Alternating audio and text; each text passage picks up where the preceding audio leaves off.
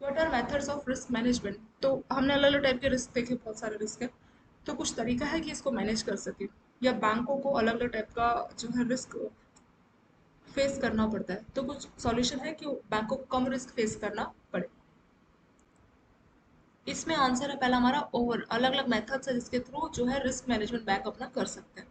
पहला है हमारा ओवरनाइट लिमिट। ओवरनाइट लिमिट का मतलब क्या हुआ? The maximum amount a bank can keep overnight when market in its time zone are close. तो हर बैंकों की अलग अलग टाइम जोन होती है, जो हमने इससे पहले वाले क्वेश्चन में भी देखा, हर बैंक अपनी टाइम जोन फॉलो करता है।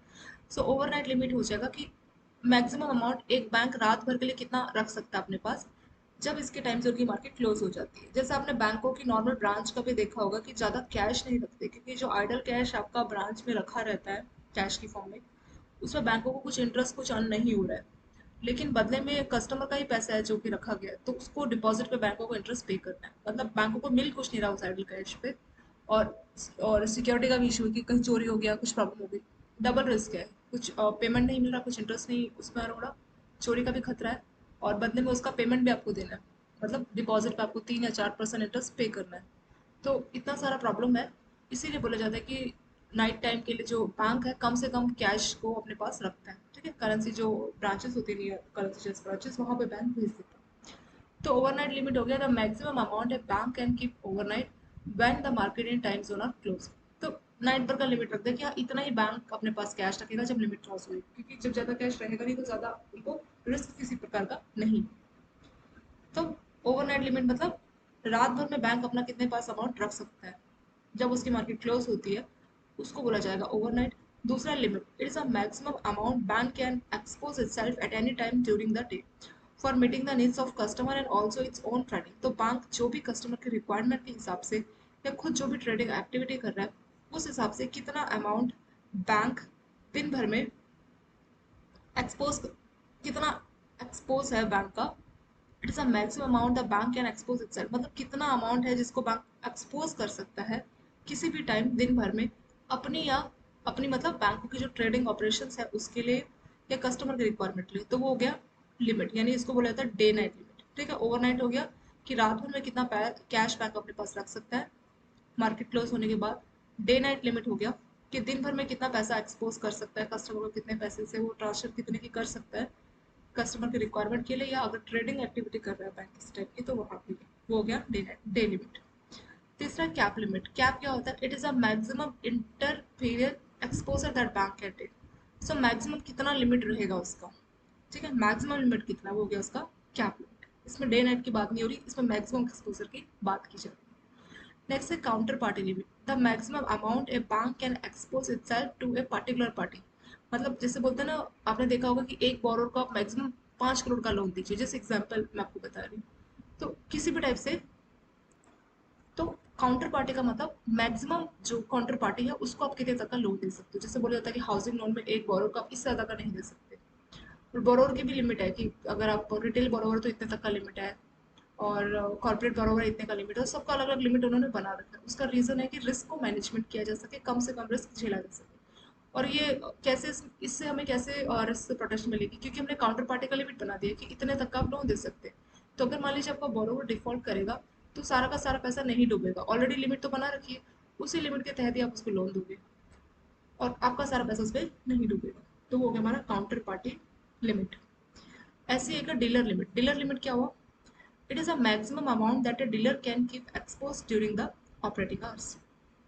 तो डीलर मैक्सिमम कितना अमाउंट एक्सपोज कर सकता है जो भी ऑपरेटिंग आवर्स है, जो डीलर है जो कि डील कर रहा है फॉरेन करेंसी में, तो वो कितना अमाउंट ऑपरेटिंग आवर्स में वो डील कर सकता है, कितने अमाउंट तक के साथ, वो हो गया डीलर लिमिट। ऐसे है stop loss limit. Stop loss मतलब मैक्सिमम लॉस किसी भी टाइप का रेट में एडवर्स मूवमेंट हुआ, मतलब आपके हिसाब से रेट में मूवमेंट नहीं हुआ, एडवर्स मूवमेंट हुआ, तो उस केस में आपको मैक्सिमम कितना लॉस हुआ उसको बोला जाता है stop loss limit.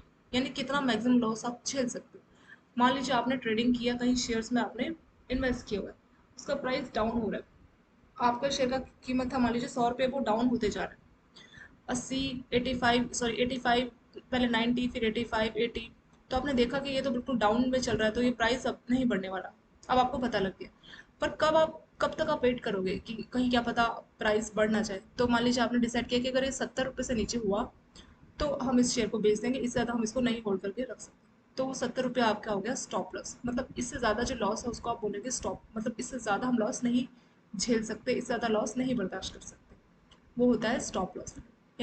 So stop loss हो गया हमारा मैक्सिमम हम कितना लॉस झेल सकते हैं, उससे ज़्यादा के लिए हम बोलेंगे स्टॉप, यानी उससे आगे फिर हम अगर हमने शेयर्स लिए तो उसको हम बेच देंगे, उससे ज़्यादा लॉस हम नहीं बर्दाश्त करेंगे, वो होता है स्टॉप लॉस। क्योंकि अगर आपने मान लीजिए स्टॉप लॉस को भी कोई लिमिट नहीं बनाया, आपने बोला जितना लॉस होता रहेगा ठीक है, तो आपको इतना लॉस हो जाएगा कि बाद में फिर बहुत डिफिकल्ट हो जाएगा उसको कवर अप करना। इसीलिए एक लिमिट तक आपको लॉस झेलना चाहिए। जैसे होता है ना, अगर आपको कोई चीज़ है, अगर आपकी लॉस में जा रही है तो लॉस भी एक लिमिट तक, ऐसा नहीं कि बिल्कुल ही आपकी जो वैल्यू मिल रही है बहुत ज़्यादा है और आपने कोई इसका लिमिट नहीं लगा। बैंकों का तो बहुत ज़्यादा ट्रेडिंग में ये सब एक्टिविटी चलता ही रहता है, ये ऑनगोइंग प्रोसेस है। तो इन सभी में जो लिमिट है वो बहुत ज़्यादा इंपॉर्टेंट हो जाती है रिस्क को मैनेज करने के लिए। क्योंकि ये रिस्क से कैसे मैनेज कर रही है, कैसे प्रोटेक्ट कर रही है, जैसे हमने बोला कि बॉरोवर का लिमिट बना दिया कि डीलर इतने तक का लिमिट करेगा, काउंटर पार्टी की भी लिमिट है कि इतने तक की ट्रांजेक्शन आप काउंटर पार्टी से कर सकते हैं, कितना दिन भर का रात भर का कैप रहेगा टोटल उसका भी लिमिट है, इतने तक का अमाउंट आप मैक्सिमम कर सकते हैं। दिन की क्या लिमिट रहेगी, डे लिमिट, रात भर में कितने तक का लिमिट आप अपने पास पैसा रख सकते हैं। स्टॉप लॉस मतलब मैक्सिमम कितना लॉस झेल सकते हैं उसकी भी लिमिट है। और सेवन्थ है आपका deal size limit. Deal size मतलब it is a maximum amount of size of deal that can be made to restrict operation risk on larger size deals. Deal size का भी लिमिट है कि मान लीजिए जैसे मैं आपको बताया कि 1 करोड़ का आपके क्लर्क को पैसा भेजना था, उसने गलती से गलत टाइपिंग मिस्टेक कर दिया, तो इसीलिए ऑलरेडी आपके सॉफ्टवेयर में ऐसा मेंशन रहेगा कि आपने उससे ज़्यादा अगर अमाउंट टाइप भी किया तो मेंशन नहीं होगा, यानी वो सिस्टम अलाउ नहीं करेगा। तो डील साइज लिमिट का मतलब कि जितने की आप ट्रांजेक्शन कर रहे हैं उसके ऊपर भी एक डील है, मतलब एक लिमिट सेट की गई है कि इतने तक का आप पैसा एक बार में ट्रांसफर कर सकते हैं। मैक्सिमम अमाउंट का जो ट्रांसफर रहेगा उसके ऊपर भी लिमिट लगा दी गई है, उसको बोला जाता है डील साइज लिमिट। तो ये सारे मेथड है, ये तरीके हैं जिसकी हेल्प से रिस्क को मैनेजमेंट किया जाता है। इन सभी में से मोस्ट इंपॉर्टेंट आपका स्टॉप लॉस लिमिट है नंबर 6, वो बहुत ज़्यादा पूछते हैं, ठीक है। तो बाकी आप याद रखिए या ना, इसको जरूर याद रखिए, स्टॉप लिमिट और ओवरनाइट और डे लिमिट, रात भर का क्या लिमिट रहेगा, डे का क्या लिमिट रहेगा, और स्टॉप लॉस ये बहुत ज़्यादा पूछा जाता है। डील साइज क्या हो गया, मैक्सिमम कितना पैसा भेज सकते हो, जैसे लिमिट लगा दिया ना, जैसे कई बार यूपीआई में लिमिट रहता है कि यूपीआई में आप 1 लाख तक भेज सकते हो, तो वो उनका हो गया डील साइज कि इतने से ज़्यादा का आप डील नहीं कर सकते एक बार, वो हो गया डील साइज लिमिट। ये सारे तरीके जिसके थ्रू बैंक क्या करता है, अपने रिस्क को मैनेज करता है। 43, define derivatives and use. Derivatives क्या होते हैं, ये ऐसे फाइनेंशियल इंस्ट्रूमेंट है जो कि बैंकों को किसी भी टाइप के जो रिस्क है उनसे प्रोटेक्ट करते हैं और इनकी कोई वैल्यू नहीं होती, ये अपनी वैल्यू डिराइव करते हैं कैसा सिनेरियो रहेगा उस हिसाब से। डेरिवेटिव को समझने का ज़्यादा अच्छा तरीका हम ऐसे समझते हैं, मान लीजिए मिल्क से पनीर बनता है, अगर मिल्क की कीमत बढ़ेगी तो पनीर की कॉस्ट भी बढ़ेगी, क्योंकि मिल्क से ही पनीर बनाया जाता है, या कर्ड बोलिए कि मिल्क से ही आपका कर्ड बनाया जाता है, यानी कि दही। तो अगर मिल्क की कीमत बढ़ेगी, अगर दूध की कीमत बढ़ेगी तो जो दही है उसकी कॉस्ट भी ऑटोमेटिकली बढ़ेगी। वही हो गया हमारा डेरिवेटिव का कंसेप्ट, कि डेरिवेटिव एक तरीके का फाइनेंशियल इंस्ट्रूमेंट है और इसकी कोई वैल्यू नहीं है। जैसे मैंने आपको कर्ड और मिल्क का एग्जांपल दिया, तो कर्ड हो गया हमारा डेरिवेटिव और मिल्क हो गए हमारे उन सिक्योरिटीज को जिसको अंडरलाइंग ऑब्जेक्ट बोला जाता है। सो डेरिवेटिव की जब भी आप डेफिनेशन देखेंगे बुक में ऐसा लिखा होगा, derivative is a financial instrument which derive it's value from underlying. अभी अंडरलाइंग क्या हो गया, अंडरलाइंग मतलब कुछ भी हो सकता है मार्केट में, interest rate, security price, commodity price, किसी भी टाइप की चीज़ में चेंज आने से डेरिवेटिव के प्राइस में चेंज आ जाता है, उसी को बोला जाता है डेरिवेटिव, ठीक है। एग्जाम्पल क्या हुआ, कर्ड और मिल्क का एग्जांपल आप याद रखिए कि जो मिल्क है उसी से कर्ड बनता है, तो कर्ड की कॉस्ट बढ़ेगी कब, जब मिल्क की कॉस्ट बढ़ेगी। तो वही है, डेरिवेटिव का प्राइस खुद से नहीं होता, यानी कर्ड का प्राइस पहले से नहीं है, मिल्क का प्राइस घटेगा बढ़ेगा उसी हिसाब से कर्ड का प्राइस भी घटेगा बढ़ेगा, वही हो गया हमारा डेरिवेटिव। तो जैसे आपने देखा होगा कि ऑयल जो तेल है ट्रांसपोर्ट के लिए जो यूज़ किया जाता है, उसकी कीमतों का जो आपके फ्रूट्स या वेजिटेबल्स है उसकी कीमतों पर बहुत फ़र्क पड़ता है। अगर ऑयल का कीमत बहुत ज़्यादा बढ़ जाता है तो उसकी ट्रांसपोर्टेशन कॉस्ट बढ़ जाती है, और ट्रांसपोर्टेशन कॉस्ट बढ़ जाती है तो फाइनली वो कंज्यूमर से ही रेट बढ़ा के पैसा लेते हैं। तो वही सारा रिलेशन आपका डेरिवेटिव का है। जैसे ऑयल है, ऑयल का इम्पैक्ट डायरेक्टली आपके फ्रूट्स या वेजिटेबल की कॉस्ट पे पड़ रहा है, वैसे ही डेरिवेटिव हो गया, इसकी खुद वैल्यू नहीं है, मार्केट का सिनेरियो देखा जाएगा, क्या सिनेरियो जिसको अंडरलाइंग ऑब्जेक्ट बोला जाता है, उसके रेट पे ही डेरिवेटिव का रेट डिसाइड होगा, ठीक है। एंड इट्स यूज, क्या इसका पर्पस है? Derivative serves as useful risk management purpose for both financial, तो किसी भी टाइप की जो फाइनेंशियल या नॉन फाइनेंशियल फॉर्म्स है उनके लिए ये रिस्क मैनेजमेंट का काम करता है। डेरिवेटिव के कुछ एग्जांपल क्या? Future contract, forward contracts, swaps, अभी आपके आने वाले क्वेश्चंस में आएंगे, वो सभी डेरिवेटिव्स के अलग अलग टाइप है और ये रिस्क मैनेजमेंट के लिए यूज किया जाता है। कौन? डेरिवेटिव। सो अलग अलग टाइप के हमारे डेरिवेटिव प्रोडक्ट्स होते हैं। नेक्स्ट देखते हैं,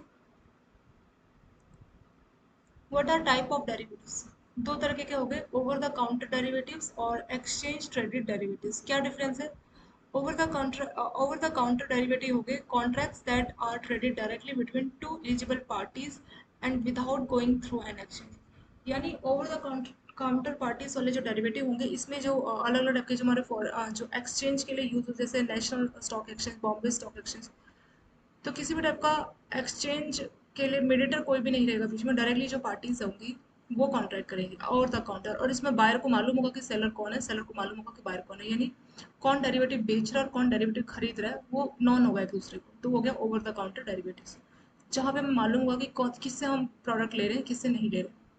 ऐसे ही हो गया एक्सचेंज ट्रेडेड, जो अलग अलग जो हमारे एक्सचेंज है सेबी के द्वारा जो कंट्रोल कर किए जाते हैं, Bombay stock exchange, national stock exchange, तो उसमें ये जो डेरिवेटिव हो वहाँ पे उसकी ट्रेडिंग होगी। और जब स्टॉक एक्सचेंज बीच में आ गए तो अब हमें नहीं पता कि कौन बायर है कौन सेलर है, तो आप खरीद रहे हैं, आप बेच रहे हैं, पर आपको नहीं पता कि आपका डेरिवेटिव प्रोडक्ट आपने किससे खरीदा है। कि अगर आप लोग कोई प्रोडक्ट बेच रहे हैं तो आपको नहीं पता खरीदने वाला कौन है, क्योंकि जो मीडिएटर होते हैं स्टॉक एक्सचेंज जैसे कि बॉम्बे और नेशनल स्टॉक एक्सचेंज, उनको ही इस बारे में मालूम होता है। ठीक है, सो वो हो गया हमारे डेरिवेटिव्स के टू टाइप्स, एक हो गया ओवर द काउंटर और दूसरा हो गया हमारा exchange traded derivative. Question number 45 में पूछा है what is forward rate agreement, कि फॉरवर्ड रेट एग्रीमेंट क्या होता है। तो फॉरवर्ड का मतलब हो गया कोई भी फ्यूचर की डेट, रेट को आप मान लीजिए इंटरेस्ट रेट, एग्रीमेंट मतलब फ्यूचर की डेट के इंटरेस्ट रेट को लेके एग्रीमेंट बना लिया गया है दो पार्टीज के बीच में, वही होता है फॉरवर्ड रेट एग्रीमेंट। सो इसका डेफिनेशन क्या हुआ कि forward rate agreement is a financial contract between two parties, दो पार्टीज के बीच में एक ऐसा कॉन्ट्रैक्ट है जो कि फाइनेंस यानी पैसों से रिलेटेड रहता है, टू एक्सचेंज इंटरेस्ट रेट। तो इसमें क्या होगा, ए और बी मान लीजिए दो पार्टीज है, ए ए का भी कोई लोन चल रहा है और बी का भी कोई लोन चल रहा है, ठीक है, दोनों अपना अपना लोन का इंटरेस्ट पे कर रहे हैं। पर ए को लगता है, मान लीजिए ए का इंटरेस्ट रेट है फिक्स इंटरेस्ट रेट, यानी 8% है, वो हर महीने उसको 8% ही पे करना है, हर साल का उसका 8%, और 30 सालों तक उसने हाउसिंग लोन लिया है तो 30 साल तक ए को 8% ही पे करना है। और मिस्टर बी जिसने लोन लिया है लेकिन उसका इंटरेस्ट रेट फ्लोटिंग है, तो अभी उसका मान लीजिए 7% है, बाद में वो 10% भी हो सकता है, नो क्योंकि फ्लोटिंग है तो मान लीजिए हर साल इंटरेस्ट रेट चेंज होता है। पर ए का 8% है, तो ए को लगता है कि मैं 8% इतना ज्यादा इंटरेस्ट पे कर रहा हूँ, बी तो सिर्फ 7% पे कर रहा है। और बी को लगता है कि ए अबे अभी भले ही 8% पे कर रहा है, पर बाद में जो मेरा इंटरेस्ट रेट है वो अभी भले ही 7 है पर बाद में बढ़ सकता है, क्योंकि फ्लोटिंग है तो घट या बढ़ सकता है मार्केट के हिसाब से। बी अब चाहता है कि उसका इंटरेस्ट रेट फिक्स हो जाए और ए चाहता है कि उसका इंटरेस्ट रेट फ्लोटिंग हो जाए। तो उन्होंने अपने बैंक से बात की, बैंक ने बोला नहीं आपका लोन सैंक्शन हो चुका है, तो अब हम लोग आपको इंटरेस्ट रेट को फिक्स से फ्लोटिंग इस तरह से नहीं चेंज कर सकते, इस तरह का कुछ सिनेरियो हुआ। ठीक है, अब वो लोग क्या करें, ए और बी आपस में एक एग्रीमेंट कर लेते हैं और उस एग्रीमेंट में लिखते हैं, ए लिखता है कि मैं बी का जो फिक्स फ्लोटिंग इंटरेस्ट रेट है वो पे करूंगा हर महीने, और बी मेरा जो फिक्स इंटरेस्ट रेट है वो पे करेगा हर महीने, इतने सालों तक वो लोग आपस में एक दूसरे के साथ एग्रीमेंट कर लेते हैं। ज़्यादातर फॉरवर्ड रेट एग्रीमेंट इतने लंबे टाइम के नहीं होते, मैक्सिमम 6 मंथ इस तरह से मान सकते हैं। पर जब भी किसी ने लोन लिया है और एक फिक्स इंटरेस्ट है, दूसरे ने लोन फ्लोटिंग इंटरेस्ट रेट में लिया है, तो वो आपस में ही पार्टीज डील कर लेती है कि मुझे फिक्स चाहिए था और मेरे को फ्लोटिंग मिल गया, तो मैं आपका फ्लोटिंग वाला इंटरेस्ट रेट पे कर दूंगा, आप मेरे वाला इंटरेस्ट पे कर देना। ठीक है, इससे क्या हो जाएगा, इससे ये फायदा होगा कि आपकी रिक्वायरमेंट क्या है, ये पर्सन टू पर्सन की रिक्वायरमेंट पे डिपेंड करता है।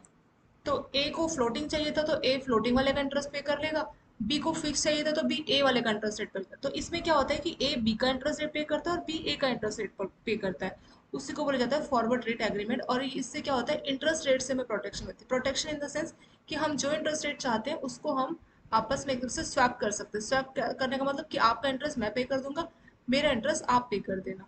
ठीक है, वही होता है फॉरवर्ड रेट एग्रीमेंट, ये इंटरेस्ट रेट को लेके दो पर्सन म्यूचुअली एक दूसरे के साथ एग्रीमेंट बनाती है कि हम एक दूसरे का इंटरेस्ट रेट पे कर देंगे, वही होता है फॉरवर्ड रेट एग्रीमेंट।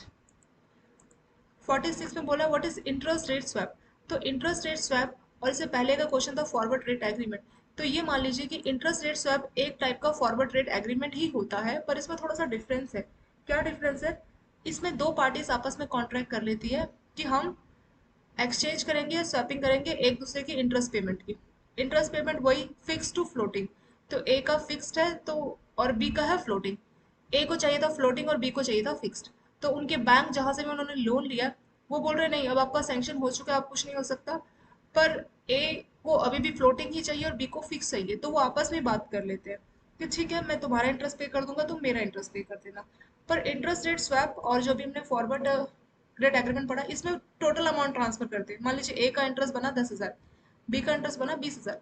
तो बी का इंटरेस्ट है 20,000, तो ए 20,000 भेजेगा क्योंकि ए बी का इंटरेस्ट पे कर रहा है। और ए का इंटरेस्ट बना 10,000, तो बी ए को 10,000 भेजेगा। तो इसमें क्या होता है, फुल अमाउंट ट्रांसफर होती है। लेकिन इंटरेस्ट रेट स्वैप में क्या होता है, जो डिफरेंस अमाउंट है उसी का ट्रांसफर किया जाता है। तो ए को मान लीजिए बी को भेजना था 10,000 और बी को ए को भेजना था 20,000। तो जो डिफरेंस है 10,000, सिर्फ वही भेजा जाएगा। जैसे मान लीजिए दो फ्रेंड है, एक को, जैसे एक फ्रेंड को दूसरे को देने 10 रुपए, दूसरे फ्रेंड को पहले को देने 5 रुपए। तो बोलेगा एक काम करो तो मुझे 5 रुपए मत दो, डिफरेंस कितना बचा 5 रुपए, बस मेरे को 5 रुपए वापस कर दो। समझ गए ना कि मतलब रिपीट होगा। अगर मान लीजिए आपको किसी से 5 रुपए लेने हैं और उसको आपसे 10 रुपए लेने हैं, तो बेटर यही है कि 5-5 रुपए तो बैलेंस कर लेते, जो बचा 5 रुपए वही आप मुझे पे कर दो। वही चीज यहाँ हो रही है। इंटरेस्ट रेट स्वैप में क्या होता है, पूरा अमाउंट नहीं ट्रांसफर होता है इंटरेस्ट का, सिर्फ डिफरेंस। उन दोनों के इंटरेस्ट में जो डिफरेंस है वो अमाउंट पे किया जाएगा। ठीक है। तो ए को मान लीजिए ए का इंटरेस्ट है 10,000, बी का इंटरेस्ट है 20,000। तो डिफरेंस कितना हो गया, 10,000 का डिफरेंस हो गया। तो 10,000 ही पे करेगा। कौन करेगा, ए या बी? डिफरेंस 10,000 है क्योंकि बी ए का इंटरेस्ट रेट पे कर रहा है और ए बी का पे कर रहा है, तो ए बी को 10,000 देगा। ठीक है। और जो बाकी का 10,000 बचा वो आपस में बैलेंस हो जाएगा। तो इसमें आपस में बैलेंसिंग करके जो रिमेनिंग अमाउंट बकाया रहता है यानी कि पे करना रहता है, वही ट्रांसफर होता है। तो कभी ए का किस्मत सही हो सकता है कि उसका फिक्स इंटरेस्ट रेट ज्यादा है। ये लक के ऊपर चलता है, जिसका भी लक सही रहेगा उस हिसाब से उसको ज्यादा पेमेंट करनी पड़ेगी। ठीक है। अगर फ्लोटिंग रेट मान लीजिए मार्केट में काफी डाउन हो गया तो इंटरेस्ट रेट काफी कम चला गया, तो ए ने तो फ्लोटिंग सेलेक्ट किया था तो उसमें ए का फायदा हो जाएगा। पर बी ने ए का सेलेक्ट किया तो फिक्स इंटरेस्ट रेट मान लीजिए 8 है और फ्लोटिंग सिर्फ 6% है, तो ए को सिर्फ 6% वाला इंटरेस्ट पे करना होगा और बी को 8% वाले का। ठीक है। तो दोनों को अपने लक के ऊपर है। दोनों ने अपना अपना डिसाइड किया था कि हाँ हम फिक्स या फ्लोटिंग लेना ये लेना चाहते हैं। तो उस हिसाब से उनको जो डिफरेंस अमाउंट है एक दूसरे को पे करना होगा। कभी ए बी को पे करेगा, कभी बी ए को पे करेगा। डिपेंड करेगा किसका इंटरेस्ट रेट कितना चल रहा है। ठीक है। फिक्स कितना चल रहा है और फ्लोटिंग कितना इंटरेस्ट रेट चल रहा है मार्केट में। नेक्स्ट देखते हैं 47। What is currency swap. Currency swap में क्या होता है, स्वैप का मतलब अदला बदली कर लेना। तो करेंसी की अदला बदली कर लेते हैं। मान लीजिए ए और बी है, इसमें लिखा क्या है, currency swap is interest rate swap where two legs to swap are denominated in different currencies. मान लीजिए एक ए है एक बी है, दो पर्सन है। ठीक है। ए रहता है यूएसए में तो उसके पास डॉलर है, बी रहता है इंडिया में तो उसके पास रुपीज है। ए को चाहिए रुपीज की जरूरत, और जो इंडिया का है उसको चाहिए डॉलर, उसको डॉलर चाहिए और यूएसए वाले को रुपीज चाहिए किसी काम के लिए। ठीक है। ये हो सकता है कि इंडिया वाले पर्सन को इन्वेस्टमेंट करनी है यूएस में। ठीक है। या उसको कोई बिजनेस खोलना है, उसके लिए उसको पैसे चाहिए यूएसए डॉलर में। और यूएस वाले पर्सन को इंडिया में इन्वेस्टमेंट करनी है, इसके लिए उसको रुपये में पैसा चाहिए। वो इंडिया में कुछ सेटअप करना चाहता है तो उसको रुपए चाहिए। ठीक है। बैंक के पास तो वो जाता है पर उसको काफी कॉस्टली पड़ता है। तो ए और बी आपस में ही एक एग्रीमेंट बना लेते हैं, उसका नाम, और उस एग्रीमेंट का नाम है करेंसी स्वैप। कि मैं आपको अपनी करेंसी दे दूंगा, आप मुझे अपनी करेंसी दे देना। ठीक है। जो भी इनका एक रेट होगा उस रेट पे डिसाइड करेंगे ये कि इस रेट पे हम आपस में एक दूसरे के साथ करेंसीज को एक्सचेंज करेंगे। वही होता है करेंसी स्वैप। स्वैप मतलब होता है अदला बदली करना। करेंसी मतलब अलग अलग करेंसीज की अदला बदली करना। सेम चीजें तो अदला बदली नहीं की जा सकती, तो अलग अलग चीजों की अदला बदली की जाती है। तो करेंसी लिखा है तो अलग अलग करेंसीज को अदला बदली किया जाएगा। वही होता है currency swap. Additionally, the parties may agree to exchange the two currency normally at prevailing spot exchange। तो उन्होंने एक एक्सचेंज रेट डिसाइड किया होगा कि इस रेट पे हम अपनी करेंसीज को एक्सचेंज करेंगे, जैसा उनके एग्रीमेंट में मेंशन होगा with agreement to reverse the exchange of currency at the same spot exchange at a fixed date in future generally at maturity. तो जो भी उनका स्वैप का मेच्योरिटी डेट होगा तो उस डेट पे कोई भी वो फ्यूचर डेट हो सकती है। तो वहां पे क्या करेंगे, अपने करेंसीज को वो अदला बदली कर लेंगे। और किस रेट पे वो अदला बदली की जाएगी, कि ऐसा होगा कि ए अपने 100 रुपये और बी अपने $16 एक दूसरे को दे देगा, नहीं, ऐसा नहीं होगा। एक रेट रहेगा एक्सचेंज रेट, क्या एक्सचेंज रेट पर उनकी बात हुई है, तो जो भी एक्सचेंज रेट है उस हिसाब से उनकी करेंसीज की अदला बदली की जाएगी। वही हो गया हमारा करेंसी स्वैप। 48 बोला what is forward contract. Forward contract क्या होता है? फॉरवर्ड का मतलब हमेशा याद रखिए फ्यूचर। फ्यूचर का पहला लेटर होता है एफ, और फॉरवर्ड को भी आप ऐसे याद रखिए फ्यूचर या फॉरवर्ड। तो ये फॉरवर्ड होता है किसी भी फ्यूचर के कॉन्ट्रैक्ट। कॉन्ट्रैक्ट हो गया नॉर्मली दो पार्टीज आपस में कॉन्ट्रैक्ट करती है किसी चीज को लेके, और फॉरवर्ड हो गया फ्यूचर। तो फ्यूचर की डेट में किसी भी चीज को लेके आप कॉन्ट्रैक्ट करते हैं तो वो हो गया आपका forward contract. So it is a form and binding contract entered between two parties, generally कोई यूजर या बैंक हो गया, फॉर सेल और purchase of specific quantities of foreign currencies और commodity at an agreed price for delivery and payment on future date और specified time. तो forward contract का मतलब क्या हो गया? जैसे मान लीजिए एक कस्टमर है जो कि बैंक के पास गया, उसने पूछा, उसने बोला कि मेरे को एक महीने बाद यूएस से जाना है, मेरा पढ़ाई है, मेरा एजुकेशन स्टार्ट होगा यूएस से भी, मेरे कॉलेज में एडमिशन हुआ है, तो मैं $5,000 इस महीने के एंड में खरीदूंगा। तो उसने पूछा अभी क्या रेट चल रहा है? बैंक ने उसको बताया $1 के लिए आपको 70 रुपये लगेंगे, आप 70 रुपये देंगे तो मैं आपको $1 दूंगा। इस तरह से बैंक ने हमारे कस्टमर को बताया। और कस्टमर ने बोला कि ठीक है मेरे को अभी नहीं, मेरे को एक महीने बाद चाहिए होगा। तो बैंक ने बोला ठीक है, अभी का मैंने आपको रेट बताया $1 के लिए 70, कल परसों कुछ भी हो सकता है, एक महीने बाद ये बढ़ भी सकता है, घट भी सकता है, कुछ भी हो सकता है। तो अब जो कस्टमर है वो सोच में पड़ गया कि अगर कहीं रेट बहुत ज़्यादा बढ़ गया तो, मतलब 70 से 75 चला गया तो, अगर 70 से 75 चला गया, ₹5 का फर्क पड़ा और उसको $5,000 भेजने हैं, तो 5,000 मल्टीप्लाई बाय 5 यानी कि 25,000 का उसको लॉस है। तो उसने बोला कि कोई सॉल्यूशन है कि मेरे को इस तरह का जो इंटरेस्ट रेट घट बढ़ रहा है उससे मुझे प्रोटेक्शन मिले। तो बैंक ने कहा ठीक है, तुम हमारे साथ एक फॉरवर्ड कॉन्ट्रैक्ट कर सकते हो। तो फॉरवर्ड कॉन्ट्रैक्ट के लिए आपको कुछ प्रीमियम पे करना पड़ेगा, और आप एक कॉन्ट्रैक्ट कर सकते हैं जिसमें आज का जो रेट है $1 के लिए 70 रुपये है, तो हम आपको एक महीने बाद भी $1 के लिए 70 रुपये ही चार्ज करेंगे, और उसके लिए आप हमसे एक कॉन्ट्रैक्ट कर लीजिए। वही हो गया फॉरवर्ड कॉन्ट्रैक्ट। तो इसमें होगा क्या कि कुछ आपको लिखा ना, कुछ आप specified quantity of foreign currency खरीदना या बेचना चाहते हैं, परचेज या सेल करना चाहते हैं, तो उसके लिए आपने एडवांस में कॉन्ट्रैक्ट कर लिया कि आज का जो रेट है उसी रेट पे मुझे पेमेंट मिलेगा, यानी उसी रेट, वही रेट मुझे एक महीने बाद लगाया जाएगा। तो एक महीने बाद अगर $1 मान लीजिए $75 चला गया, तो कस्टमर के ₹25,000 इसमें सेव हो गए। उल्टा भी हो सकता है, एक महीने बाद $1 मान लीजिए ₹65 चला गया, वैसे होगा नहीं पर जस्ट एग्जाम्पल के लिए, तो 65 चला गया, तो इसमें ₹5 का बैंकों को, यानी 25,000 का बैंकों को प्रॉफिट है और इसमें कस्टमर को लॉस है। ठीक है, तो फॉरवर्ड कॉन्ट्रैक्ट अलग अलग टाइप की होते हैं, कुछ ऑप्शंस होते हैं, मतलब उनकी मर्जी रहती है कि उसको उस कॉन्ट्रैक्ट के साथ जाना चाहे या मार्केट रेट के साथ जाना चाहे।